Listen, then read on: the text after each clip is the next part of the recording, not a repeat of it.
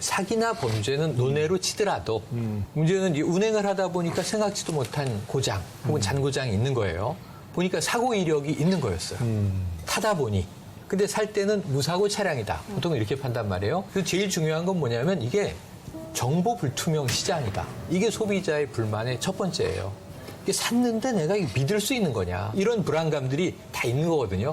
그래서 비싸도 신차 산다. 이런 분들이 많은 거예요. 그래서 완성차 이 업체들이 이 논리입니다. 이력은 우리가 다 가지고 있다. 정보 투명한 시장으로 만들겠다. 대기업 진출의 필요성은 이거다. 그런데 사실 알고 보면 자동차 365라고요. 차량 이력을 조회하는 시스템이 있습니다. 그럼 이게 사고 이력은 알 수 있나? 안 돼요. 근데 이거는 보험개발원에서 유료로 또 판매합니다. 정보도 이미 존재하는데 존재하는 정보를 제대로 활용하지 못한 것이 문제다. 이게 기존의 업계. 아니다. 이 불투명한 정보 시장을 우리가 들어가서 정화해야 된다. 이게 완성차 업계. 이렇게 대립이 이루어지고 있습니다. 이게 자본력이나 회사 규모가 일정 정도 따라줘야만 이게 투명한 거래가 이루어질 것이냐.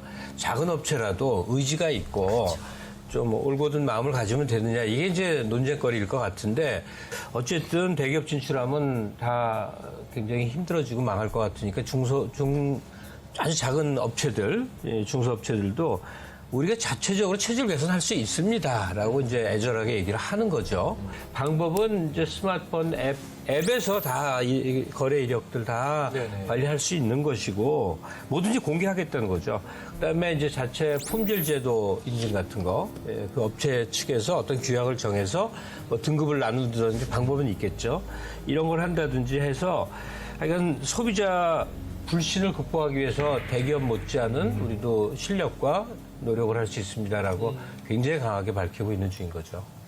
근데 교수님, 그 인터넷하고 스마트폰이 이제 발달했기 때문에 그 중고차 시장의 정보 비대칭성은 좀 많이 나아진 거 아닌가요? 옛날에 굉장히 많이 비해서? 좋아졌죠. 왜냐하면 이제 온라인 중고차 관련 사이트들이 굉장히 많이 발생을 했습니다. 이 사이트를 통해서 일반 소비자가 중고차에 관심 있는 분들이 들어가서 얼마든지 좋은 정보를 받을 수가 있어요. 아까도 말씀하셨듯이 이게 크로스 체크가 되기 때문에 이 허위 미끼 매물 문제가 많이 등장을 하고 있지만은 실질적으로 가격을 비교해 보면 몇 년씩 몇 킬로미터 어떤 차인 경우에는 가격이 이 정도 된다는 걸 대부분 다 알고 있거든요. 제가 이제 몇 가지 짚을 게 좀 있는데요. 지금 거래상에서 이제 우리가 지금 거론을 안 했지만은 전체 거래 중에서 당사자 거래하고 사업자 거래가 있습니다. 당사자 거래는 개인 대 개인으로 사는 건데 일본 같은 경우에는 97%가 사업자 거래예요. 무슨 얘기냐면 중고차를 살 때는 업체에 소속된 중고차를 사야지 품질 보증을 받을 수 있는 거지. 믿을 수 있다. 개인한테 받는 거는 아버지가 자식한테 준다, 형제한테 받는, 친구한테 받는 이게 진짜 당사자 거래인데 국내에서는 이게 6대 4입니다. 그러니까 60%가 사업자고 40% 당사자 거래예요.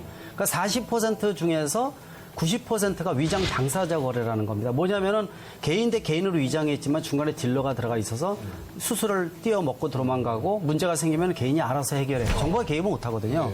그리고 한 달 2,000km가 의무 부증돼 있는데 이것도 당사자 거래는 해당이 안 되고요. 사업자 거래를 통해 샀을 때만 보상을 받을 수 있는 거예요. 그래서 이거는 정부에서 또는 이제 일선에서도 홍보를 해서 당사자 거래를 하지 말고 사업자 거래를 하세요. 이게 품질 보증 받을 수 있습니다라고 해줘야 되는데 이 부분이 거의 반으로 나눠져 있다는 게 문제고요. 또 가장 큰 게 아까 카이스토리 말씀하셨는데 보험 사고 이력 정보거든요. 근데 이게 이상개월마다 올라갑니다. 그러니까 예를 들어서 올해 비가 많이 내려서 침수차가 10,000대 이상 벌써 발생을 했는데 이게 1, 2개월 후에 이제 등장을 하거든요. 사실 빨리 생긴 거 시장에 내놓으면은 카이스토리에 안 올라가 있는 거예요. 그러니까 그리고 카이스토리라는 것 자체가 보험 사고 이력인데 이 구체적으로 어떤 부위에 어떻게 고쳤다는 얘기가 나오질 않고 금액만 나오고 있거든요. 맞아요. 그러다 보니까 추정만 하는 거지.